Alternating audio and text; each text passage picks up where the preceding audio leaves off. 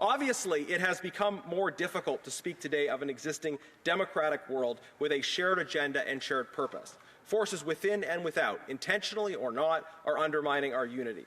But even amid real and justified disappointments and frustrations among democracies, there is one central point we must remember, that every nation is more defined by the character of its constitutional order than by the character of its current leaders. What makes democracies different from dictatorships is not the hope that democratic leaders are more personally virtuous. Rather, it is the fact that democratic leaders are constrained by a constitutional order. We should not be indifferent about the real risk that leaders in democracies can strain and even break constitutional safeguards. But as long as those safeguards hold, our friendships with democracies will be more well-founded than our relationships with authoritarian powers, where the will of the people at the top is implemented without question.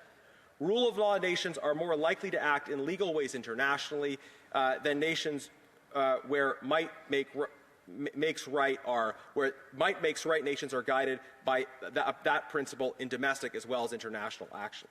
Our belief in democracy is not a belief in inevitable virtuousness of democratic leaders. It is a belief in the virtuousness of democratic constitutions. The distribution of decision-making facilitated by those constitutions creates the possibility of durable friendship between nations that goes beyond individual leaders.